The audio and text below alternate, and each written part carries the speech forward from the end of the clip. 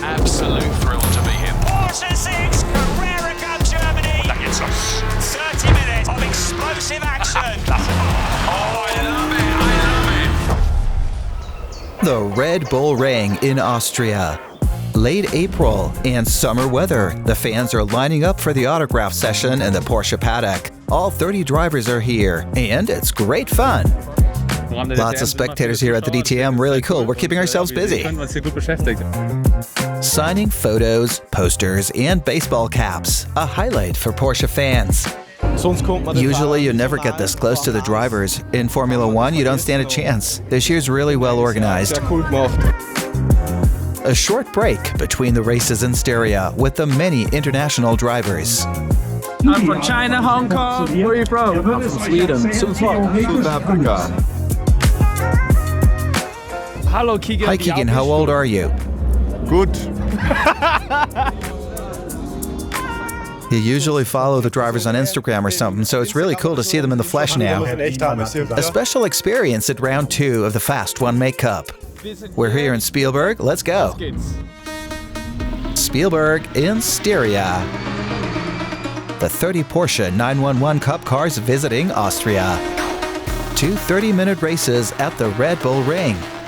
The Red Bull Ring is special, and it'll be tough to shake off the pack here. Over 4.318 kilometers per lap and through 10 corners. I'd say turn 1 is a bit tricky, especially as it's the make or break of your lap. D3, T4 is quite a good chance to overtake with long straight lines. The challenging Red Bull Ring Formula One circuit. A lot of long straights and few corners, so it's vital to take the corners perfectly. In front of numerous fans and for the first race of the year alongside the DTM. And to ensure everything runs smoothly over the race weekend, preparations begin several days in advance. We actually draw up a detailed paddock plan beforehand. Of course, these days everything's drawn on the computer beforehand, but paddocks change too. Then you get there and find they've resurfaced something, or there's a hydrant in the way somewhere, or a portable toilet. These are simply unforeseen factors that you only see once you're here on site, and then you might have to move a few things around again. On-site work that's essential to ensure everything runs smoothly during the races. Basically, I'm the project manager for the Porsche Sixt Carrera Cup Deutschland at Hagersport, which means that everything administrative and organizational probably passes through my laptop or my head at some point. The work here is carried out with great precision. Measurements are taken and compared.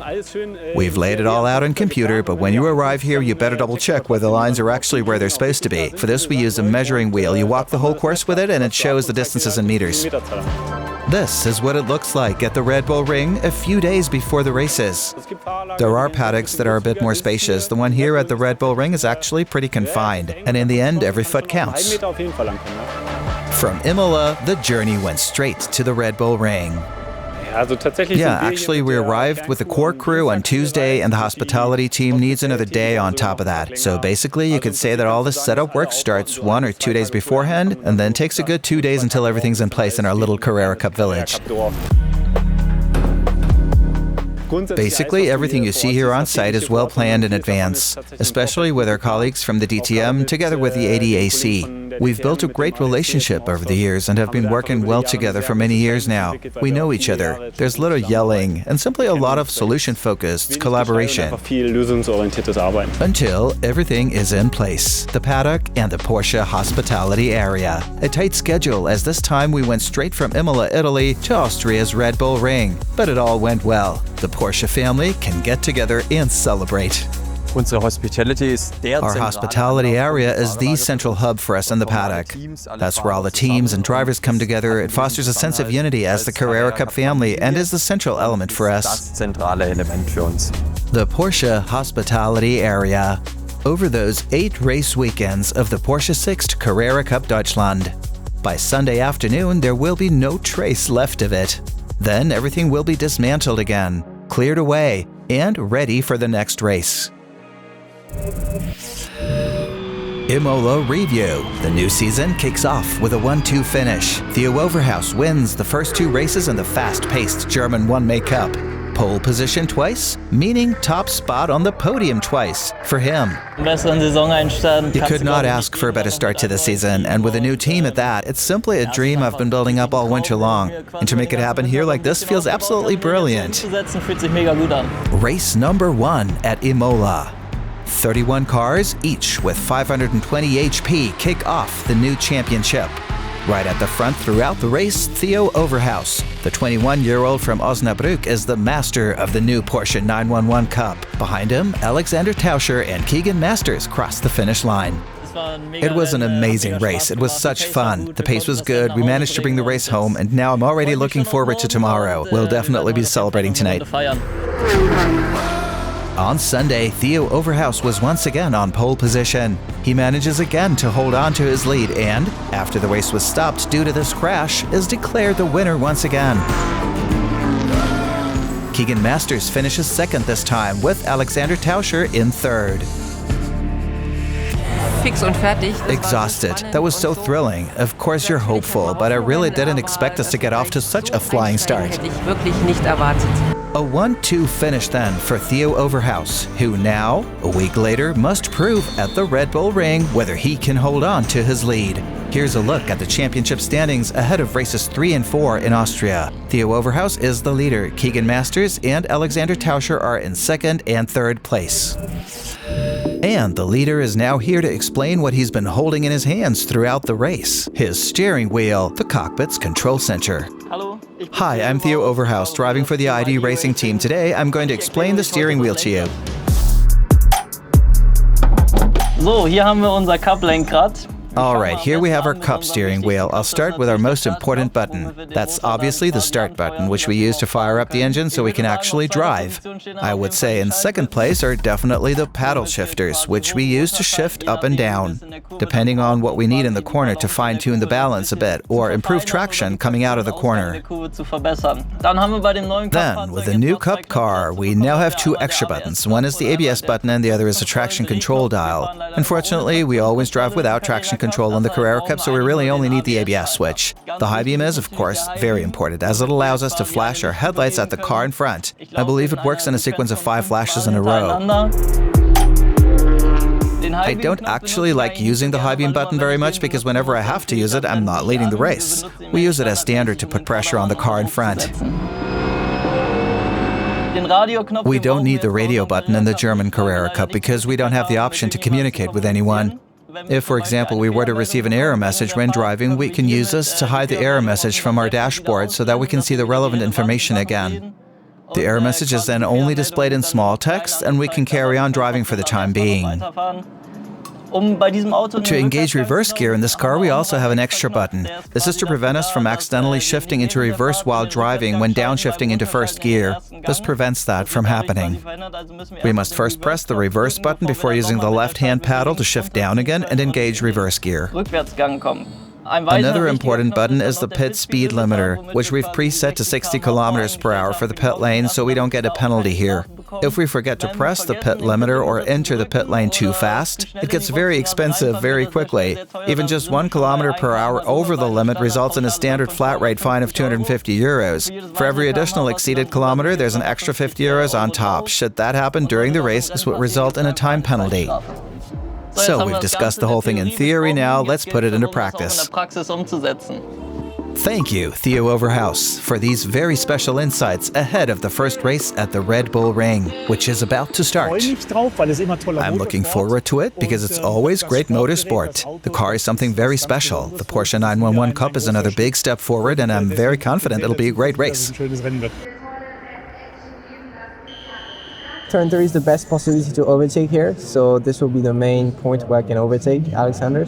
At first, the silence in the Styrian Mountains, and then the roar of the 4-litre flat 6 boxer engines as the cars are away. Marcus Amand doing exactly what he set out to do, beating Alex Tauscher into turn 1. Keagan Masters with a good launch as well. Up the hill towards turn 3 for the very first time on board with Gianluca Tucciaroglu. A bit of contact with Walter Bergkamp, and that's Flynt Schuring pointing in the wrong direction. 3 races out of 3. He's had trauma. Let's have another look at that. It's Caleb Sumich who gets into the back of Gianluca Tucciaroglu, setting off a chain reaction, and the big loser is Flynt Schuring. Chester Kiefer, the other of the Schumacher CLRT cars, also in trouble. They are the strongest, they are the best drivers of the grid, so I really believe that it's not a question of a mental coach, it's a question of work, devotion and skills, so we will work for tomorrow now.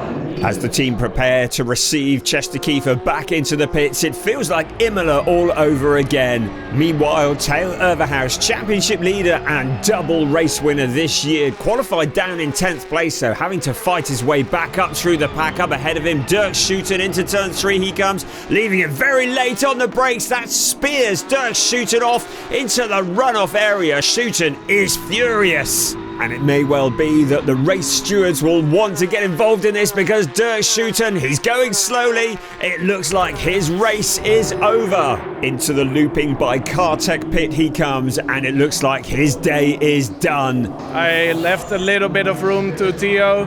Unfortunately, yeah, he went for the gap, and he went into it quite deep, and I tried to turn in, but as soon as I turned in, we touched, and yeah, my steering broke. So now I just have to bounce back, and I have to focus on race 2. And unsurprisingly, it is a penalty for Theo Overhaus. 2 visits to the penalty box on the exit of turn 3. That's the equivalent of adding about 10 seconds onto his lap time. That will drop him well down the order, and the championship leader with a lot of work to do for the rest of this weekend.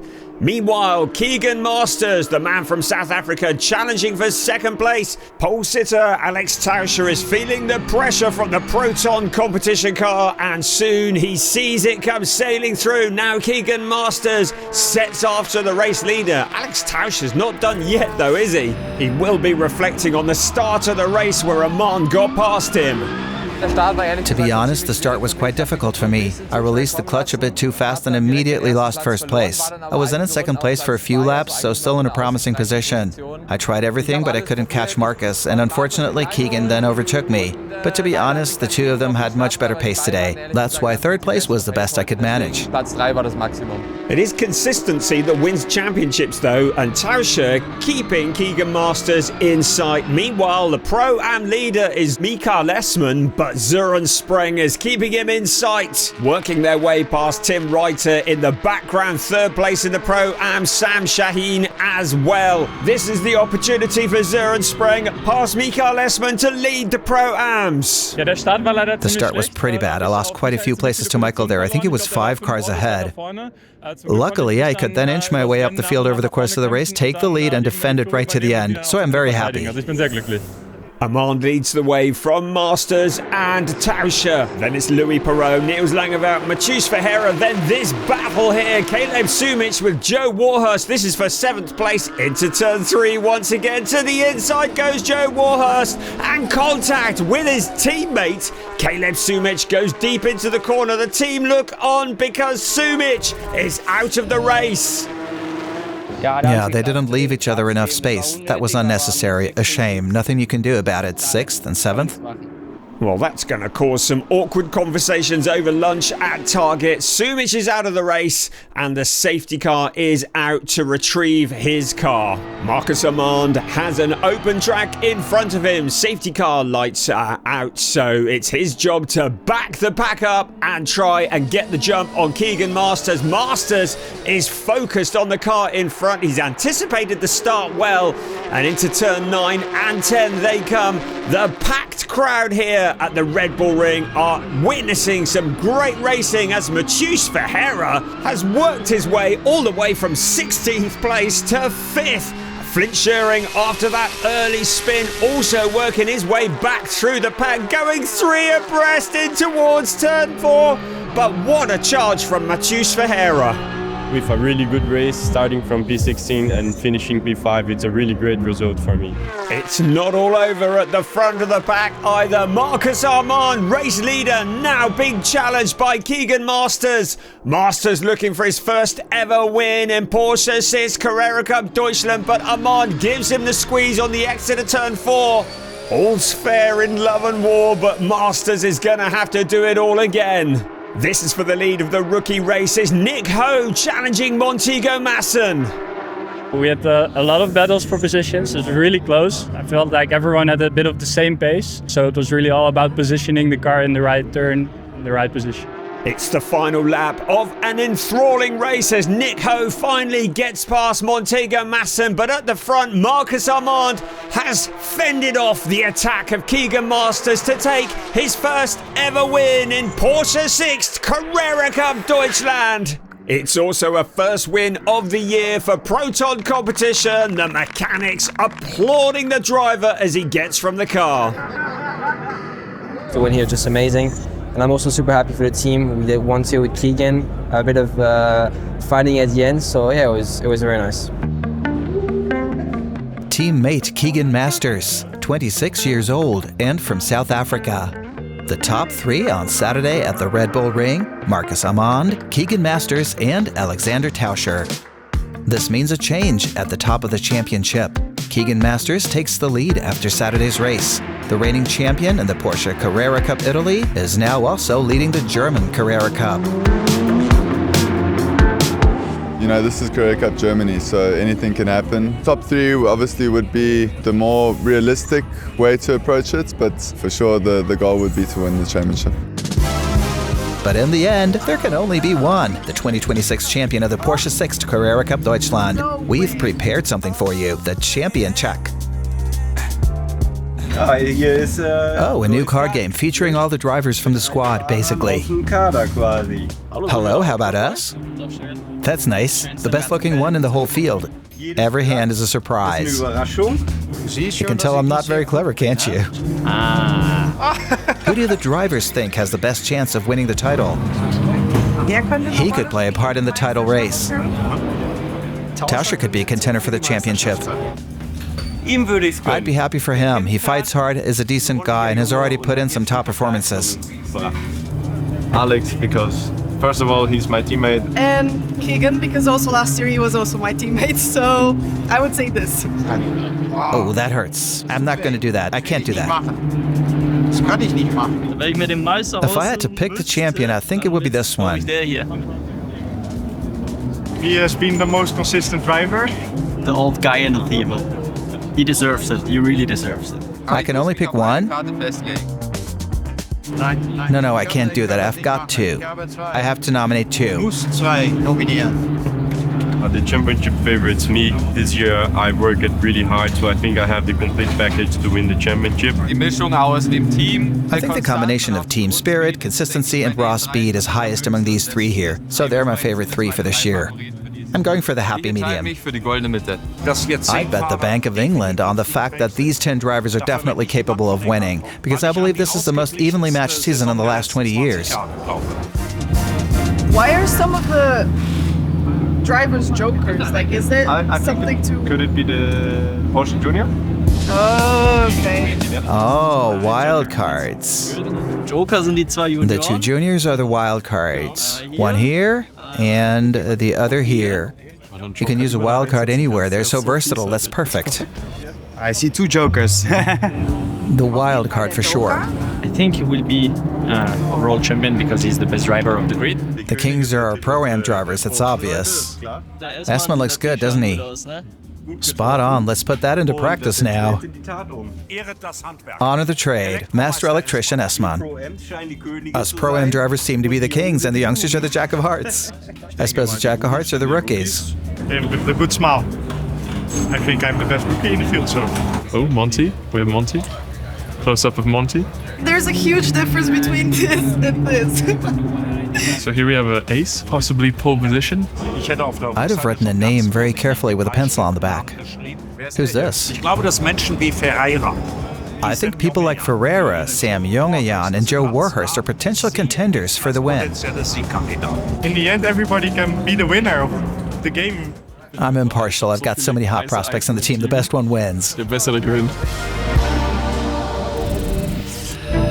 Idols, heroes, racers and champions of yesteryear. Names you'd never forget and victories for the ages.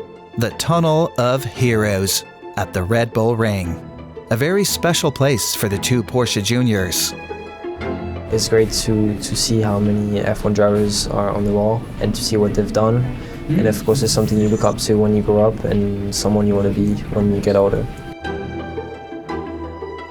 Yeah, it would be very cool, but I don't think I will be F1 World Champion, or that doesn't seem very likely with this round.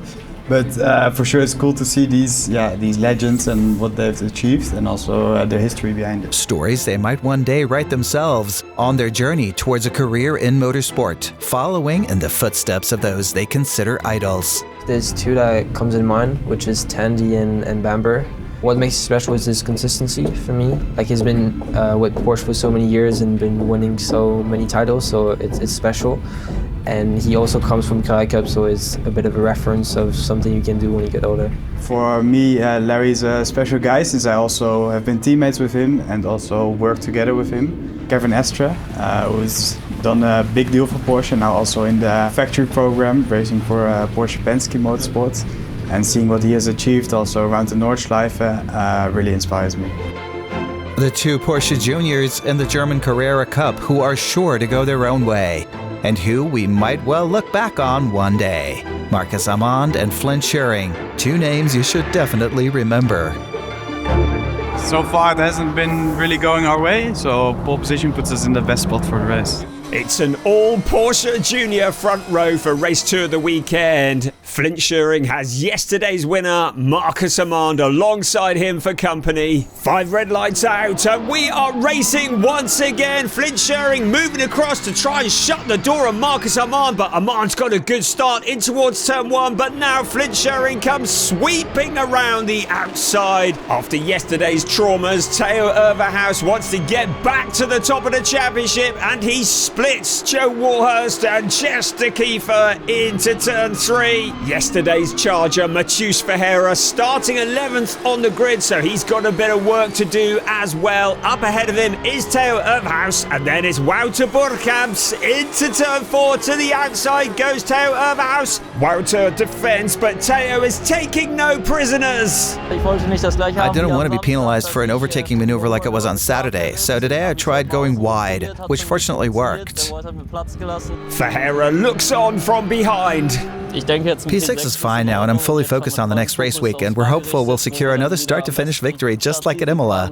Marcus Amand continues in second place, while race leader Flynt Schuring stretches his legs, but now Amand has Keagan Masters closing in and challenging. The second part of the race was pretty good, but I just lacked a bit too much in the first part to take the first place. And but it's positive for Spa, and we'll see what we can learn for Spa-Francorchamps in 2 weeks. These cars are fast. Even our drone is struggling to keep up with them as we witness the battle for second place. Amand dips 2 wheels onto the dirt. That gives Keagan Masters an opportunity up the inside to steal it away. I was behind Amand and he made a little mistake, so I just snuck through. Flynt, well done to him. He did a good job. He was just a little bit too quick for us to catch up to him, but yeah, I'm happy for him as well after all the bad luck he's had. So yeah, also good points for me in the championship, and that's what counts. After yesterday's traumas, Dirk Schouten is only interested in scoring points in the championship. Louis Perrault wants to relieve him of that position, but he's got it under control. When the race settled, I had Perrault in my back. I really had to watch in my mirrors multiple times, defend really hard. Into turn 1, and Perrault has the advantage, but now Schouten coming back at him. It's a drag race towards turn 2. It was a good race, it was a fair battle. I think I can push a little bit more, but I was just to save the race and mark some points. So I think it was good for me. After the flat-out section, still side by side, up into turn 3 once again. Schouten gets the job done. Every time in T3 I defended my heart out. and it worked. So I'm really glad that I could improve on that. Chester Kiefer is leading in the rookies, but he goes deep into the gravel trap in turn 4. He keeps his foot on the power. I tried to get out of the gravel as fast as I could, and it was really close with Dylan Yip right behind me. Really close. Dylan Yip senses an opportunity to take the win in the rookie race. In the background, Montego Masson as well. The team look on as all three challenge into turn 1. We had this 3 cars side by side going into turn 1, and unfortunately it happens that I was in the wall. There's nothing I really can do about it. 2 of the 3 are sent off into the barrier, and Dylan Yip is left thinking about what might have been. It means that the safety car is out in the closing moments of the race, and it's a win for Flynt Schuring. Super happy to finally do it after a difficult first 3 races. We managed to bounce back. Finished off in the race. Makes me a happy man today. It's time for champagne! A look at the overall championship standings. Keagan Masters leads the way ahead of Alexander Tauscher and Theo Overhaus. In the Pro-Am class, Søren Spreng leads ahead of Michael Esman and Samer Shaheen. Finally, in the Rookies class, Montego Masson is in first place, ahead of Gustav Bergstrom and Sam Yangian. In 3 weeks' time, the Porsche Sixt Carrera Cup Deutschland will be back in action, once again on a Formula 1 circuit, then at Spa-Francorchamps in Belgium. This is it for Spielberg. See you soon in Spa.